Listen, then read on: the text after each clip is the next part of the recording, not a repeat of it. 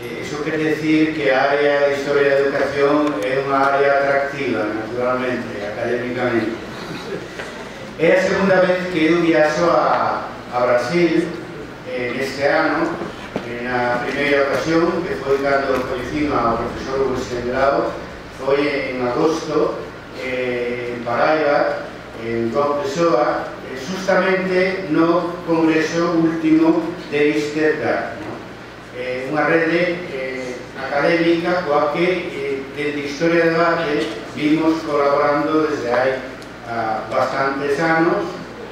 Ali falei de historiografía xeral. Quero confesar que eu, cando non investigo sobre historiografía, investigo sobre o século XV en Galicia, España. Fago con un enfoque de historia social das mentalidades, é dicir, que eu son medievalista. E vos diredes, que fai un medievalista nun congreso, mellor dito, en 2 congresos de historia da educación? Home, diríamos, son profesor universitario, ademais orientado polo Plan Bolonia, obrigadamente, nas universidades europeas. Por lo tanto, estos temas inquietanme no presente, inquietame no pasado. Probablemente son porque, ademais de medievalista, son o que antigamente se chamaba historiógrafo, ¿no? Traballo sobre a metodoloxía, a historiografía, a teoría de historia en general e a didáctica da historia. Eso, en realidad, foi unha demanda da nosa rede internacional, porque veíase, e con razón, necesario complementar o noso manifesto historiográfico do ano 2001 as nosas proposicións historiográficas cunha alternativa á educación neoliberal das competencias que estamos a sufrir, é dicir, con unha posición no campo da aprendizaxe da historia, é dicir, no campo da didáctica e mesmo da pedagogía. Iso levou a min e a unha parte importante da nosa comunidade historiográfica internacional a entrar no terreo da didáctica como algo moi importante, no caso da didáctica da historia, para configurar o perfil do oficio e do profesor de historia no século XXI, que é o noso objetivo principal desde hai 19 anos. Cumpriremos o 20 aniversario no ano que ven, no ano 2013. Decimos en Historia de Debate que a historia é unha ciencia con duplo suxeito, con suxeito social e con suxeito cognoscente, o investigador individual e colectivo, non? Decimos que a historia se fai con documentos e con historiadores, sobre todo con historiadores. Eu insisto moito nesto porque entre historiadores profesionais ninguén discute de que os documentos, as fontes históricas son imprescindibles para o noso traballo.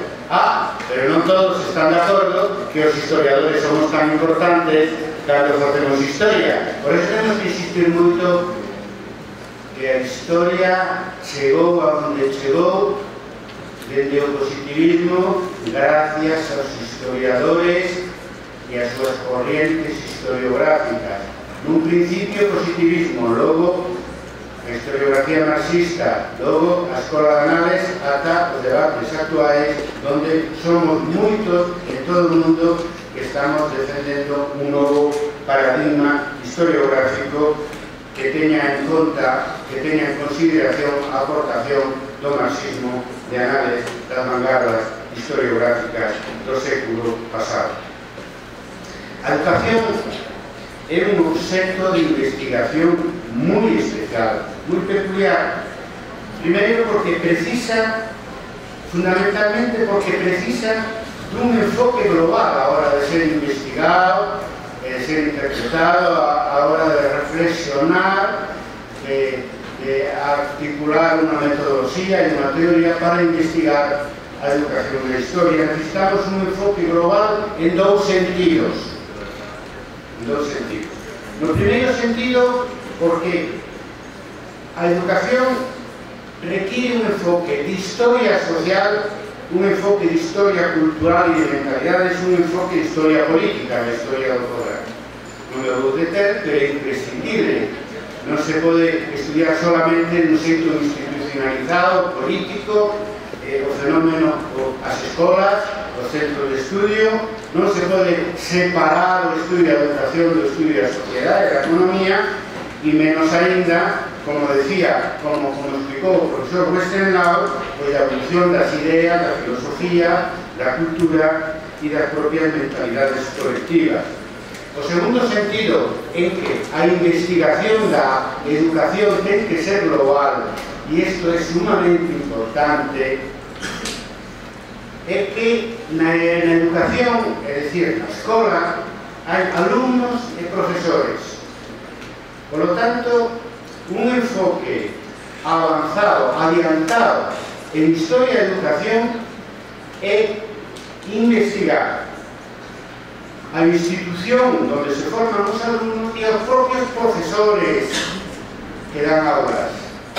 E cando digo investigar os propios profesores, digo investigar sobre todo a metodoloxía da aprendizaxe, a evolución da didáctica da historia ao longo da historia e a evolución da pedagogía como ciencia da educación no seu conjunto. Neses dous sentidos é o estudio da educación históricamente, hoxe en día tamén, ten que ser de maneira dupla, dobremente global.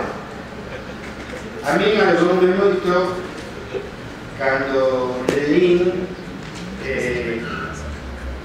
o programa deste congreso que di así: ensino a historia da educación, decimos en Galicia, que é onde vivo a nosa lingua e a lingua portuguesa onde nace na época medieval. Bueno, eu quero dar un parabéns en público a Flavio César Freitas por ese título, por o diseño deste congreso. Non digo que sea un caso único, hai máis casos, pero é venho de un país donde, España, donde as áreas de historia da educación e a área de didáctica da historia, que normalmente está comprendida na didáctica da ciencia social, son áreas e departamentos non só separados, sino que non teñen demasiada relación. Pode ter unha universidade, pero en general non teñen demasiada relación entre sí. Ver no título deste simposio esa vontade de estudiar a historia da educación e da didáctica, da escola didáctica ao mesmo tempo, a mí me parece algo interesante, algo que debemos destacar, realzar, salientar, non sei como entenderedes vos mellor. E eu creo que é algo que, sinceramente, a historia da educación brasileira lle debe ao marxismo e a influencia grande que ten o marxismo na vosa área de conhecimento histórico, porque o marxismo é, por definición, interdisciplinar. En Europa, a fins dos anos 70, o marxismo entrou, deixou de ter seguidores no campo político e no campo intelectual e académico tamén. Empezaron a desaparecer as editoriais que nos últimos anos do franquismo e na transición á democracia publicaban incluso as obras completas de Marx e Engels, que quedaron inacabadas, por exemplo. Eso pasou en España, pasou no conjunto de Europa. O marxismo desapareceu dos anaqueles das bibliotecas demasiado pronto, demasiado rápido. Oxe, coa crise de século económica iniciada no ano 2008, nos volvemos a acordar todos de Marx e do marxismo, porque se está a demostrar, entre outras cousas, o carácter cíclico e inestable periódicamente do réxime capitalista e de outras moitas aportaciones do marxismo. Se cadra é demasiado tarde en algúns medios intelectuais, académicos, incluso políticos. Esperemos que non. Por iso que, para vos, como brasileiros, estudiantes, profesores, é unha fortuna que o marxismo continuara nos anos 80, 90, ata hoxe. En general, no mundo académico brasileiro, particularmente na área de historia da educación. Además, se trata de unha continuidade original, no sentido de que respeta moito aos fundadores, porque no marxismo activo, na vosa área de coñecemento histórico, están vivas as dúas sensibilidades que están presentes na matriz fundadora do marxismo, é dicir, en Marx, fundamentalmente, e en Engels, desta orden. Un marxismo objetivista e un marxismo subjetivista. Un marxismo objetivista que está no prólogo da contribución á crítica da economía política, cando Marx decía nos anos 50 do século XIX que cando entra en colisión, cando choca as forzas productivas coas relacións de produción, se produce un cambio histórico, unha revolución, se é un cambio moi radical. Entón parecía, según esa formulación da teoría materialista da historia, parecía que a estructura económico-social, por as súas propias contradicións, sin especial actividade do suxeito histórico, tarde ou cedo, generaba un cambio histórico, generaba unha revolución na época do capitalismo ao socialismo, e se aplicaba isto para toda a historia da humanidade. Eso é o marxismo objetivista. Sin embargo, hai un marxismo objetivista anterior que nace no Manifesto Comunista de 1848, incluso antes, nos manuscritos filosóficos, do son máis humanistas, pero o que nos interesa máis desde o punto de vista historiográfico, e a historia da educación entra no campo do estudio da historiografía en geral, é que no Manifesto de 1848 dice que a historia da humanidade é a historia da luta de clases. Aparentemente, pues son distintos, incluso de lugar a sensibilidades marxistas moi distintas, ¿no? Por un lado, ao marxismo estructuralista, por outro lado, o marxismo que en historiografía levou a Escola de Casa Presen, especializada en estudiar os conflitos, as revoltas e a revolución. Estas dúas lecturas do marxismo fundacional están presentes, no primeiro caso, a través da obra de Derleval, Xavier e os seus seguidores que ben coñecedes, creo. Hai unha grande obra aí, non só empírica, sino tamén teórica, e un interés especial hacia Vygotsky e os seus contextos, ¿no? Sempre con un enfoque en unha historia social da educación, onde o contexto ten unha gran importancia. No segundo caso, un marxismo máis subjetivista, naturalmente hai que falar de Paulo Freire, con todo o que ten detrás, como representantes de correntes moito máis amplias, ¿no?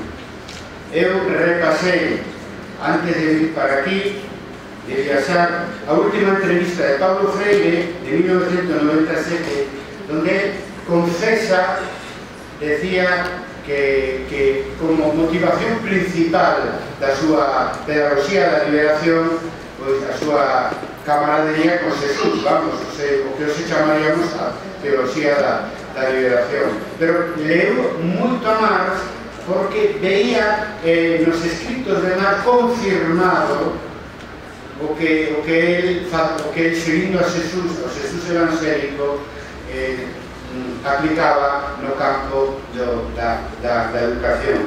Bueno, non deixa de ser un paradoxo, decimos a Galicia, ¿no?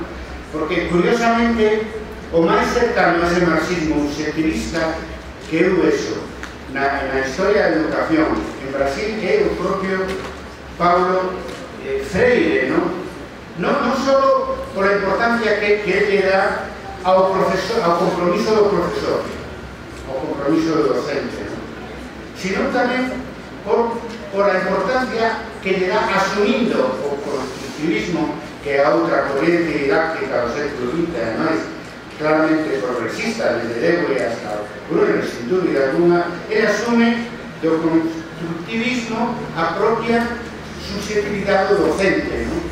Que ten que generar no alumno esa conciencia social, esa formación ciudadana que le permita non só realizarse, sino ser parte activa dos cambios históricos que para él, influido moito polo marxismo, como para todos os intelectuais e profesores comprometidos daquela época, pues claro, era a liberación do propio sistema capitalista. Coido que hoxe, pasados xa moitos anos deste marxismo historiográfico e didáctico e pedagóxico que ten unha grande influencia internacional, e sobre todo no caso de Paulo Freire, porque é moi original, ¿no? No caso do marxismo máis estructuralista está por todos os lados, sobre todo a través de Vygotsky. Eu creo que hoxe é necesario e obligatorio unha síntese. A pedagogía histórico-crítica en Brasil no mundo ten que ser objetiva e subjetiva ao mesmo tempo. O propio marxismo como a ciencia ten un doble suxeto, un suxeto social e un suxeto cognoscente, sin dúbida alguna.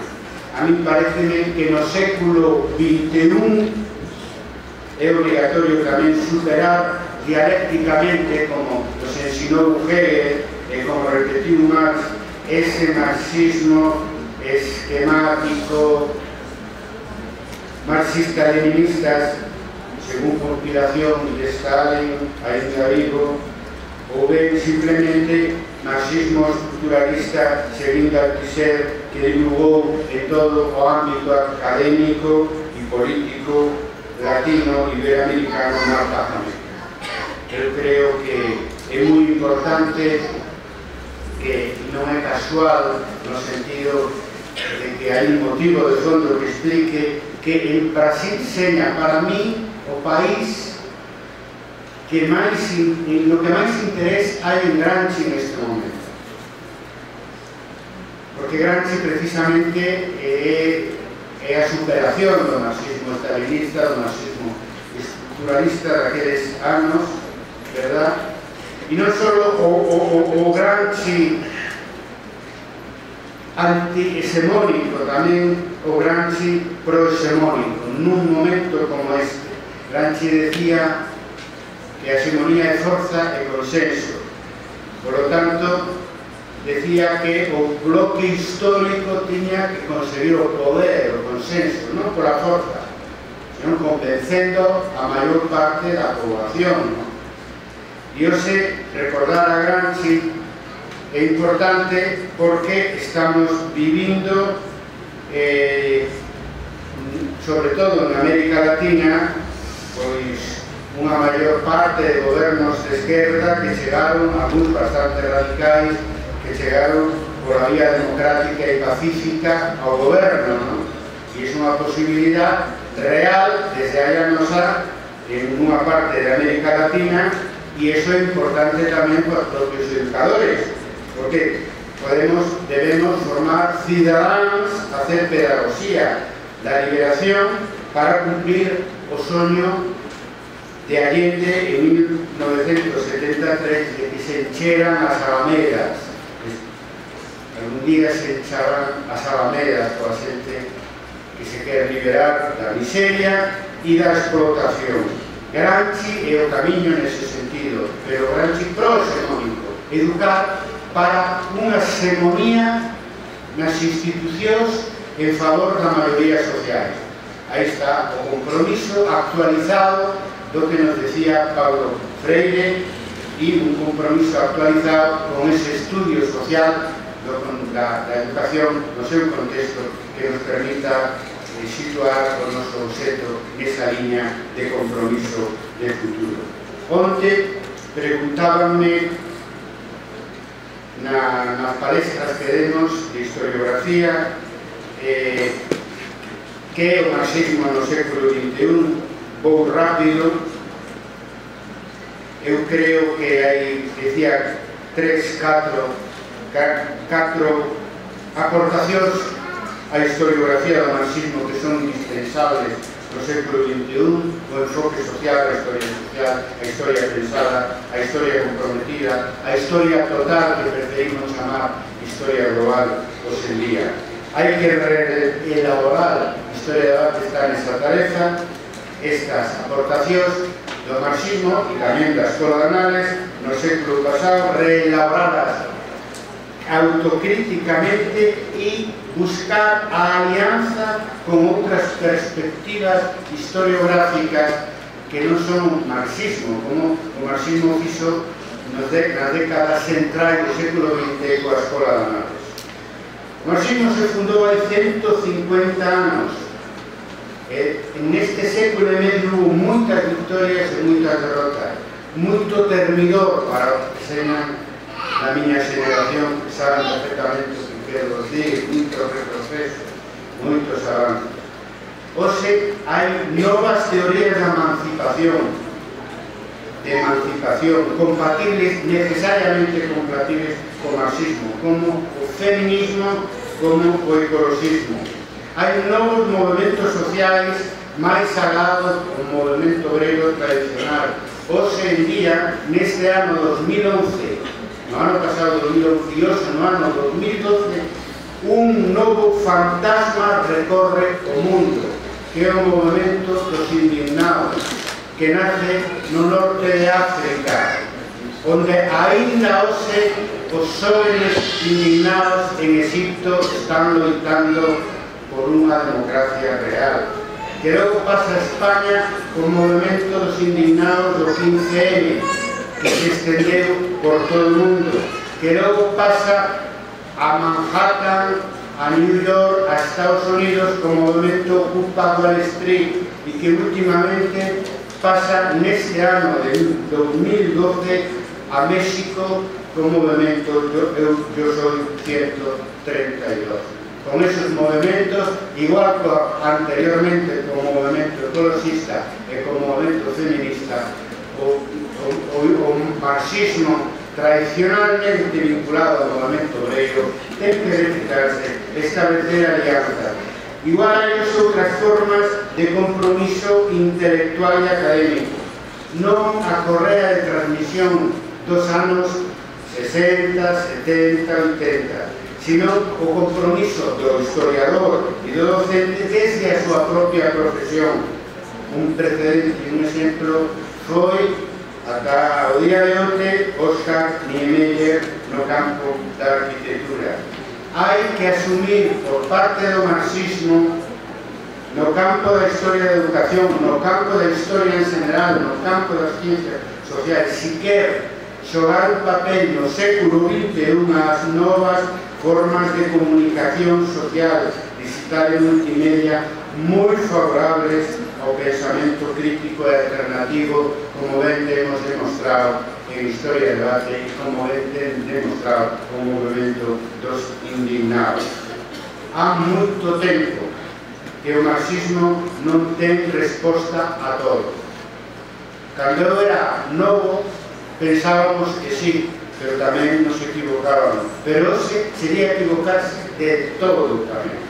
Pensar que pode unha teoría ter resposta a toda a complexidade da problemática social, económica, ideolóxica, cultural hoxe en día. Pero o marxismo sigue a sermos parte necesaria da resposta, tanto no campo da historiografía como no campo da historia. Os que vimos do marxismo debemos tomar en conta as novas realidades e procurar buscar novas respostas. Verbigracia, por exemplo, a educación en competencia, que desde a OCDE neoliberal, a través dos gobernos e dos estados respectivos, se nos está imponiendo desde enriba como metodoloxía de aprendizaje, pretendendo que toda a universidade, pretendendo que toda a enseñanza media ten que adaptarse a formación profesional, como si todos ensináramos para unha actividade manual, facendo caso omiso da diferencia que hai entre unhas disciplinas e outras, facendo caso omiso da tradición investigadora e humanista da universidade, que non pode plegarse ao mercado hasta o punto de diluirse como un apéndice do mundo empresarial. Frente a eso, desde Historia de Debate proponemos que a educación en valores ten que estar antes da educación en competencia. E nos referimos aos valores universais, hoxe moi generalizados, é un dos bons efectos da globalización, o valor da paz, da democracia, da justicia, da igualdade. Un marxista tradicional me diría, pero esos non son valores marxistas, esos son valores burgueses, esos son valores que non merece a pena lutar por eles. Eu son dun país onde máis de 130.000 persoas foron asesinados por as súas ideas democráticas e de esquerdas despois da Guerra Civil Española e morreron por os valores da República, que se decía que era un régimen democrático burgués. Neso, pasando o tempo, o marxismo tradicional se equivocou. E o marxismo ten que asumir esa democracia e debemos ensinar os valores da paz, da democracia, da justicia e igualdade, sabendo que a quen máis favorece é aos que temos ideas de progreso, aos que pensamos que a universidade ten que estar ao servicio de unha idea de progreso, aos que pensamos que a universidade ten que ter unha utilidade social. E o decimos nun momento, repito, xa comentei antes, en que en América Latina, sobre todo en Venezuela, en Bolivia e en Ecuador, por non falar de outros países, defendendo os valores de democracia, de paz, de justicia e igualdade, se están aplicando políticas marxistas dende os gobernos. O digo para que sirva de exemplo didáctico para saber como, se o marxismo quere sobrevivir ao século XX, ten que adaptarse aos novos valores do século XXI. Diredes, e finalizo de verdade, que estou saindo dos temas de historia de educación desta mesa temática, pero é que ás veces para facer boa historia hai que regresar ao presente, e para estudiar a educación hoxe hai que analizar ben a historia da escola e da educación. O maior erro que podemos cometer é fecharnos nos cuartos das nosas especialidades ou dos nosos países, das nosas áreas de conhecimento histórico ou dos nosos continentes ou das nosas áreas lingüísticas e tirar logo dentro do cuarto a chave pola xamela. Abrirnos ao mundo, abrirnos á interdisciplinaridade, abrirnos á sociedade do noso tempo, de noso tempo é a maneira de conseguir un futuro para a historia, un futuro para a educación. Mais nada, e moitas gracias.